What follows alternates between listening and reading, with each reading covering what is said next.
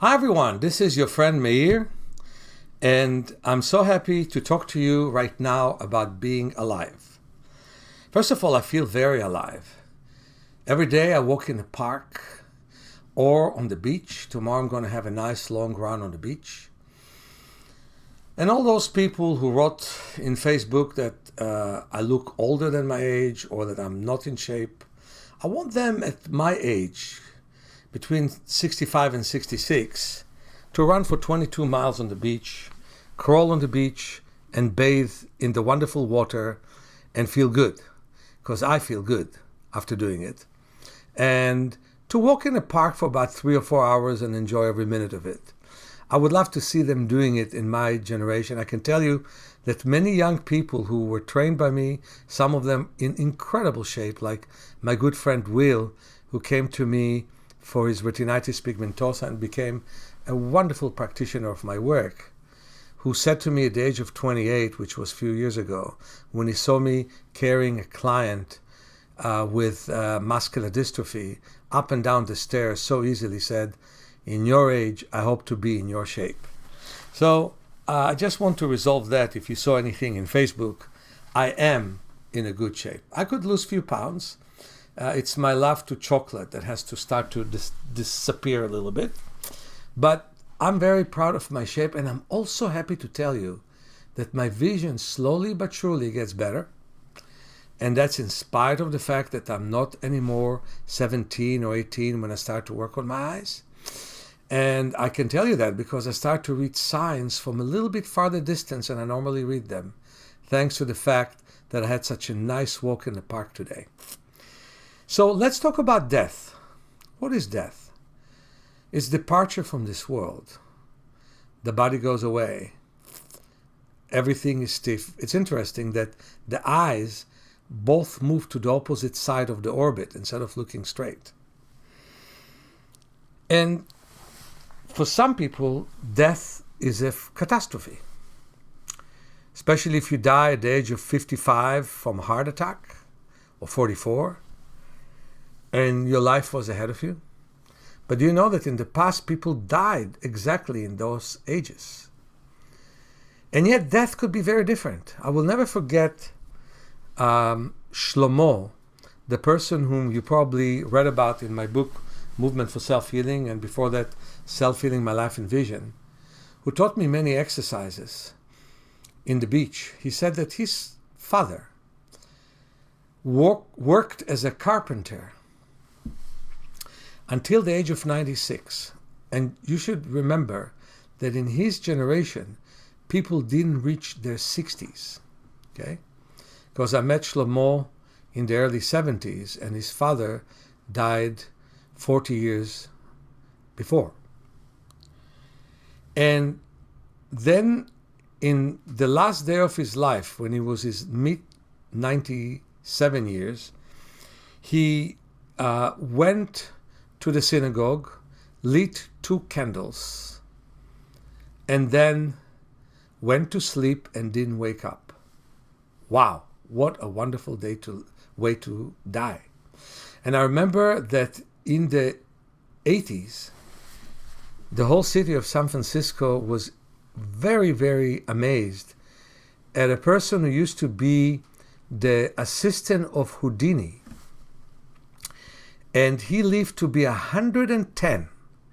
And twice a week, every week, he swam in the bay.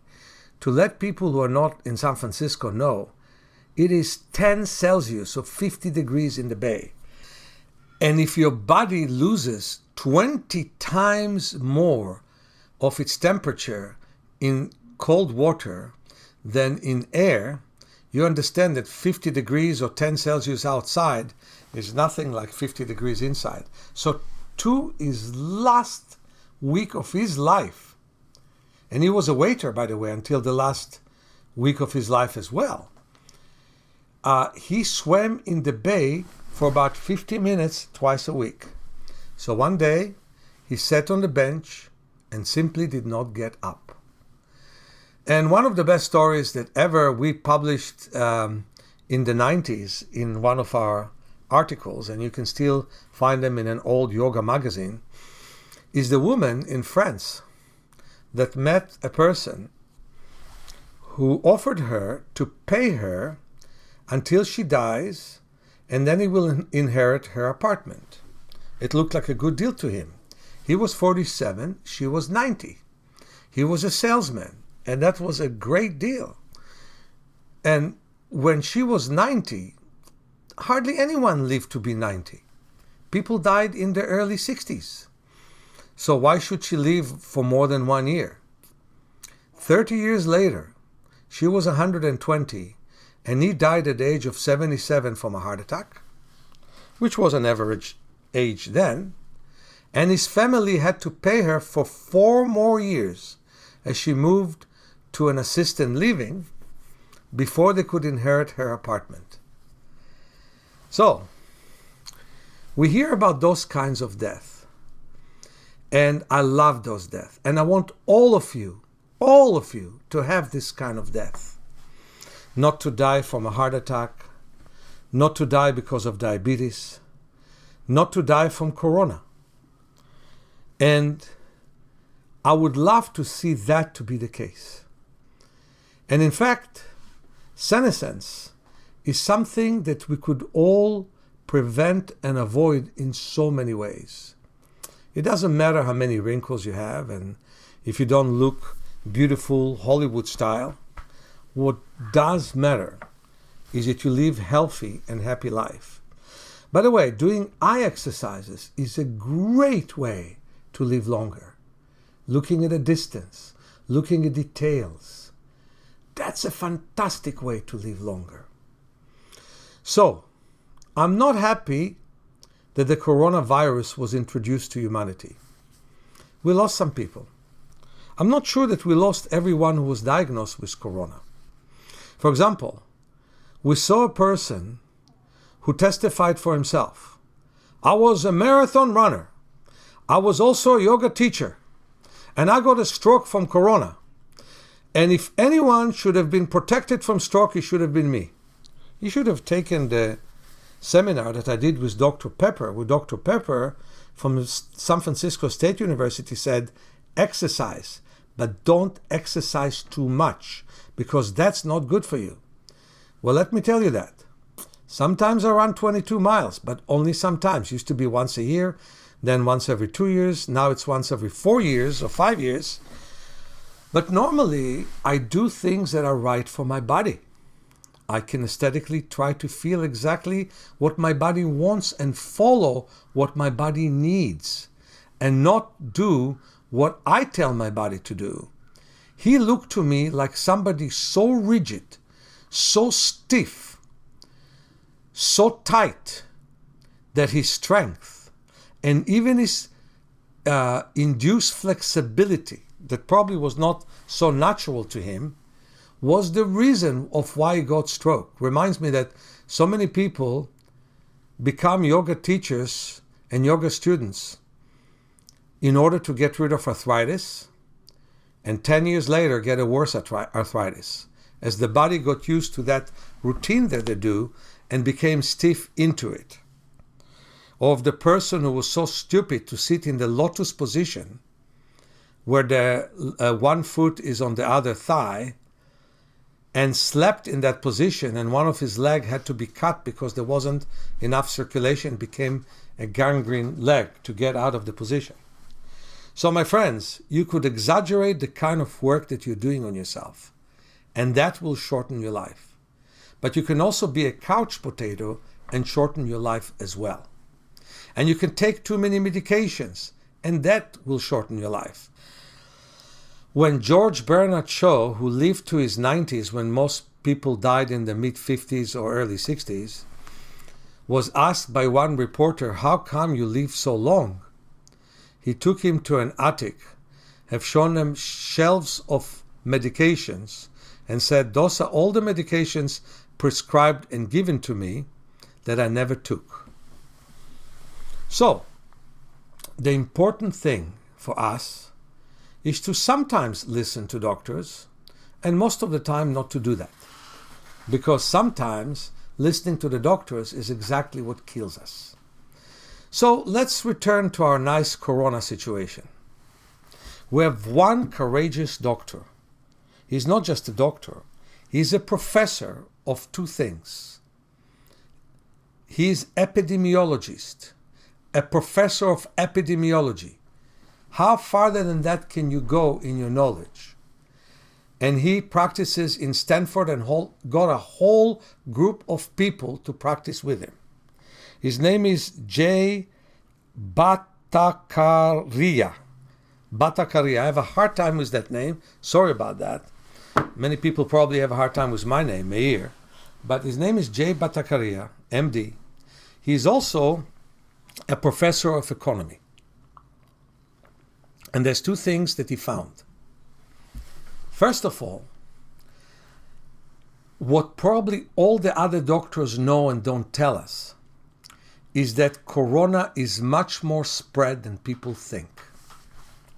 Again, it's a virus that was given to us from wild animals, and damn us for killing so many of them. And I really, really want to impose a world moratorium against eating and killing wild animals. It's unacceptable. And they give us viruses which we would never have. We should never kill them and cook them. And some of them are sick animals from the wild that we're doing it to. We already conquered their land. The poor mountain lions that have to share with us our land and for that reason get hunted. And also the poor deers that become food because of that fact. And those are such beautiful animals. And now people in China eat bats. No good. No good. Even in the Bible, I can tell you, it was prohibited to kill wild animals. If people knew that 4,000 years ago, people should know it today. So that's one thing. So we inherited viruses we should never inherit. But something else that Dr. Bhattacharya tells us, that coronavirus will stay with us forever. I believe it. And I hope that humanity, that can contribute a lot to the world, will live for many more decades, millenniums, and many, many hundreds of thousands of years. We should learn to have peace within us and peace with others and live long. So our children, grandchildren, and great-grandchildren will live long. We will have to live with that virus. No matter how much we're going to lock ourselves in, the virus will be out. And if I quote some of the people who are conventional, that I don't regard with great respect in the first place, they say that 70% of us will have that virus, will be infected anyway. Well, I believe them on that one quite a bit. So, if that's the case, we should actually work on something else altogether. Yes, distancing is important for our hospitals. And by the way, I hope that the hospitals will stop using the ventilator as much as they do. 88% of the people under the ventilator die anyway. If they would have known who needs the ventilators and who will die from the ventilator, it would have been much better. But 88% of the people die from the ventilator. I want you to never need the ventilator. And the way to do it is by strengthening the immune system. And we already have a DVD that talks about strengthening your joint, strengthening your back, and strengthening your immune system. And don't think that those are not related. It's all related. Now, some idiots in the medical profession, let me repeat the word idiots, try to legislate a law to not allow us to walk outdoors. And now, in the presentation with Trump the other day, a physician found that within a minute and a half, the sun kills the corona COVID-19. In a minute and a half, it kills it. If the air is moist, it kills it within 30 seconds. And I'm really happy that in San Francisco, they did not close the bathrooms in the park. Instead, they closed some roads so instead of cars, people could walk there, so we'd have more space from each other. I'm all for tracing and spacing and everything that can make the spread of corona slower, so the health department could work better with people who got corona. I don't oppose all of that. I don't oppose, for a while, social distancing. But when Dr. Fauci, which looks to me like somebody who got a ticket to the other side but didn't use it yet, he looks to me like a person who lives in a coffin and got out of it for a while, tells all of us to not shake hands for the next couple years, not hug. My goodness, many more people will die from that than from that virus. I think we need the sun. I think that we need intimacy. That is so good for the immune system. And we need the special exercise that I was teaching for the last 45 years to bring better activity in the immune system. Medicine, in many cases, suppresses the immune system. And sometimes it's necessary when they put a new organ in the body so the immune system will not recognize it and destroy it. And then people are more vulnerable. But sometimes they give too many immune suppressors, and that makes people vulnerable and sick. So the point is, again, I want you to die like the three people I was talking about, peacefully, nicely, in a ripe old age. Like that woman, I'll bring you a fourth one, who died at the age of 106. And she was a very independent woman who wrote a book on nutrition. And when she felt that her job was done, she lied in bed and died. And I also met a woman who was about to die from cancer in her 70s. And when she was about to die, she decided to forgive all the people that she had problems with. And she lived to her late 90s. We want to have death of that kind, when we forgive, when we are clear, and when we are happy. Don't let any corona stand in your way.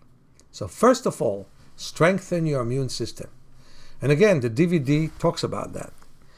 Now, one of the ways to strengthen your immune system and improve your mood is to improve your vision. Glasses can get you to see better, but what a price. They get you to see better by narrowing the way that you look. The frame stop you from paying attention to the periphery as much. Stop you from moving your eyes in rotating motion, up and down and to the side, because you really are used to be looking straight forwards. Well, contact lenses don't do that. You can move the eyes easily with them, except they stop your cornea from breathing, and your immune system wants to reject them because it's a foreign object. And how do you accept them? When the optician tells you, just get used to them. By suppressing your immune system of the eye. Then you're subject for all kinds of infections. What's worse than all of that is LASIK. It's better than radiokeratotomy. But by shaving your cornea, my goodness, shaving your cornea to see better. And some people are complaining about circumcision. My goodness, cornea is so much more important. And when you shave your cornea, there is total lack of harmony. Whenever any light rays come to our eyes, and believe me, every second 300,000 of them do. But whenever a light ray comes to your eye, it goes to the watery part, the aqueous humor, through the lens that changes shape, through the vitreous humor that also changes shape, through the retina that changes shape. Can you imagine? All those are changing shapes for that ray. And once you shave the cornea, there's some level of discomfort with that light, because It's not the same cornea when it is basically violated with a 20 minutes laser treatment. It is not the same cornea. And it doesn't protect your eyes well. And you could be a subject for retinal detachment and other problems. What's better than that is to see better. It's one of the best exercises for brain flexibility. And I don't have statistics, and I don't care. I've seen the t-shirt that said, there are lies, there are damn lies, and then there are statistics. But I truly believe that doing eye exercises prolongs your life because it makes you happier. You become happier because you see the leaves on the trees better with your naked eye. It becomes better because you don't need to put the glasses to look at the petals and the flowers. You feel better because you see the clouds, the sky, the windows outside, and the ocean waves much better. It becomes better because the optometrist is surprised that he needs to reduce 2 diopters out of your glasses.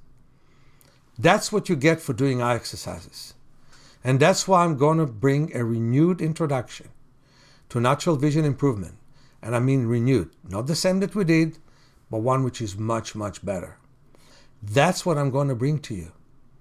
And that is so important for me to bring to you, because I want your eyes to get better. Now that we're still locked in, although I'm seeing some people becoming creative about being locked in, and I actually like that, I would like to tell you, it is time to improve your eyes. And this is one of the best things you can do for yourself. I did it for myself today. I saw the sign better. And I cannot start to tell you how better I felt. So one of the best exercises for you is to blink gently, to blink fast, and to relax. And so what you do is you put pressure on the bridge of the nose, and then you stroke the eyebrows outwards. Pressure on the bridge of the nose and stroke the eyebrows. Pressure on the area where the cheekbones connects to the nose, and then gently stroke the cheekbones towards the ear. Pressure on that area where the nose and the zygomatic bone, or we call it the cheekbones, meet, and then massage towards the ear. And if we do that, we start to relax and blinking becomes easier. Then you can close your eyes and massage the eyelids very gently.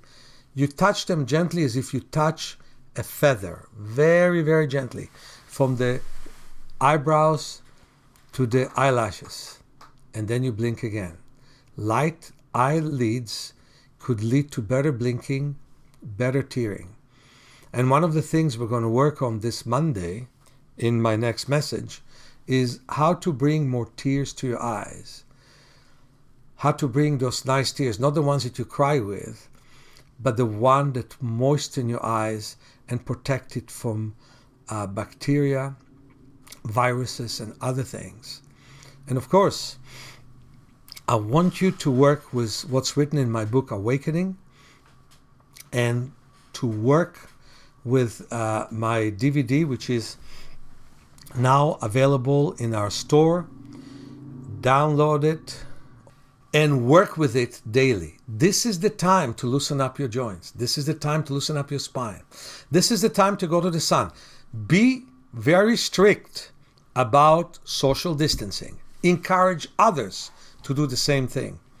Wear your mask when you go to a closed space. Don't wear it in an open space. It's crazy that people do it. Just be distant. And encourage yourself to be alive. This is how you will face that virus that I heard is actually diminishing its strength. Don't give it the strength it does not need to have. And like that virus and other viruses, some that we know and some that we don't, you will be able to see it simply as an exercise of your immunity strength. You know, when you run and you run a bit longer, it feels like you're tiring your body, that it's so hard. When you lift weights and you lift a little bit heavier weight, it feels like you are damaging your body because you lift a little bit more weight. Well, some people do because they take hormones to not feel what it does to the body. But truth of the matter is, after you run a few times, you can run even longer. And after you lift those weights, you can lift heavier loads with less difficulties. So don't make yourself sick in advance. Make yourself healthy. Strengthen your immune system. So every time you meet a virus, it's an exercise from your immune system. Be one of those that people complain about. They're carriers, but they're not suffering from it. Let's have more and more people doing that. And Jay Batakaria is saying that only 1 out of 1,000, or the most 2 out of 1,000 people are suffering from the illness, not 1 out of 100, and not 0.5% out of 100 are dying from it. And if he is right, then I want him to be wrong. I want 1 out of 100,000 to suffer from it. That's why you should do the exercises for the immune system that I'm suggesting. And you should do other exercises that make you feel much better. Be in the sun. Be in the parks. Go to the beaches as long as you warn others to not get anywhere closer to you.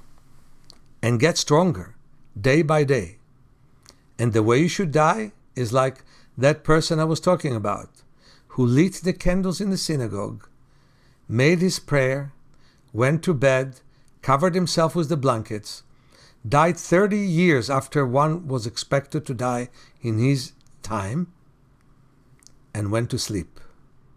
That's how we should die. And be happy to die that way. And let me bless you all, as they say in the Jewish tradition, to 120, with peace, love, longevity, and happiness.